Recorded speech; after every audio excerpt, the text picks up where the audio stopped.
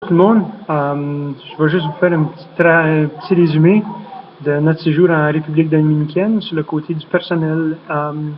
Pour ceux qui ne me connaissent pas, mon nom c'est Daniel Proto, je suis le directeur du centre scolaire Léo Rémiard. Je veux souhaiter un bonjour, buenos dias à toutes nos écoles nourricières, École Noël de Richard, École Lassette et École Christine Espérance, qui nous suivent via notre blog. Je ne sais pas si les élèves l'ont fait ce soir, mais je vous lance le défi.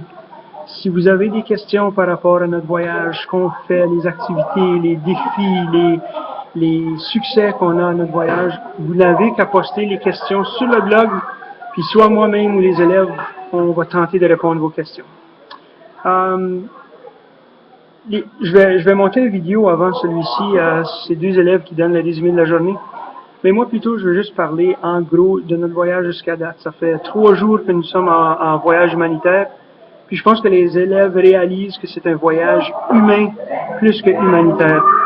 Les liens qui tissent avec les Dominicains, c'est plus fort que j'aurais jamais imaginé. On a passé 2 jours avec les filles de l'orphelinat. Et puis aujourd'hui, à quitter, il y avait de grandes larmes, de vraies émotions. Et puis ça, c'est des relations qui se sont bâties dans 2 jours.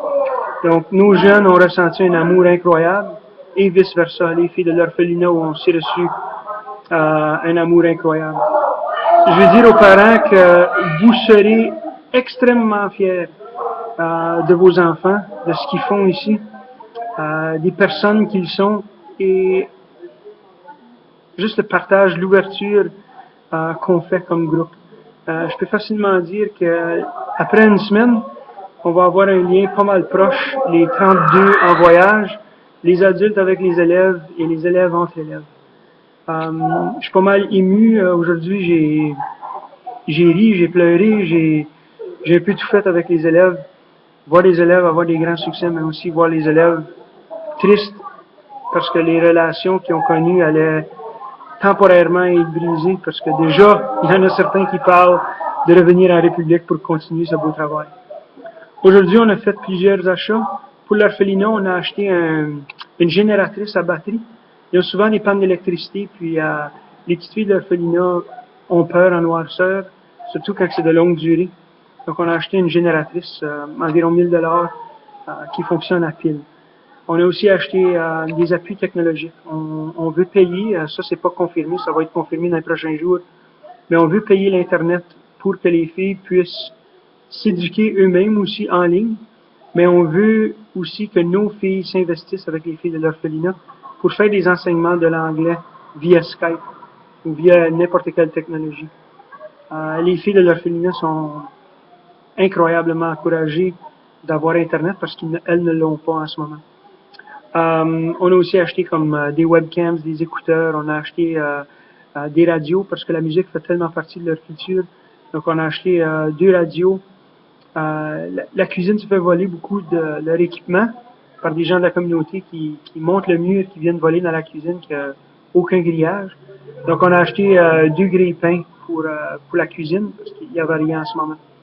Donc vraiment, je me sens choyé d'être ici avec vos enfants, de vivre cette expérience.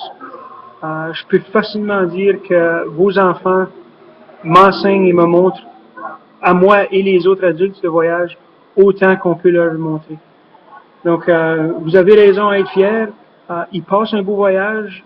Oui, ils ont des moments difficiles, mais avec tout moment difficile, il y a aussi énormément de succès qui sont générés. Sur le côté, je vais maintenant faire la présentation en anglais. Hi parents, just a little report on our trip so far. Just to let you know that students are finding this more of a human trip than a humanitarian trip because of the relationships that they're creating with the girls that they met at the orphanage. Today was a tougher day because they had to say goodbye.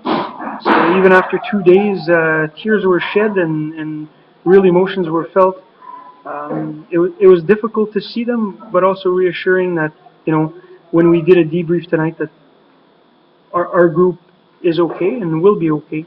However, going through this is never easy.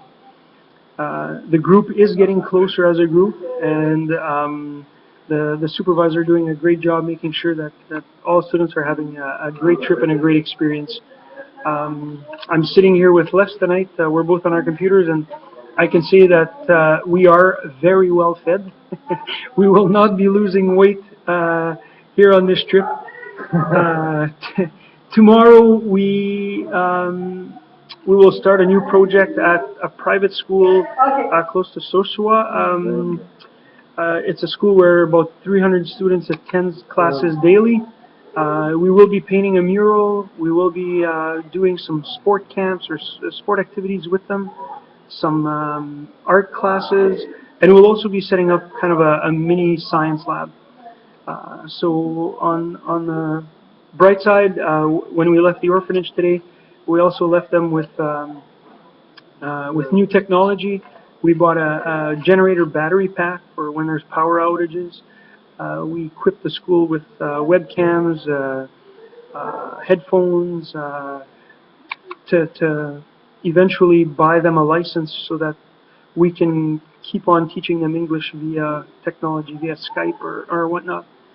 The big project is getting them internet, which the girls would truly love. So we are presently looking into that. There's a lot of red tape to go across. So, like I said, our work with the orphanage is done, and tomorrow we start a new day. We also brought the students to the beach right across the road here today, so they got a taste of the ocean, put their feet in the ocean, played on the beach for a while. So tomorrow after work, to really congratulate them on the work that they've done so far, we'll be going to a beach after work and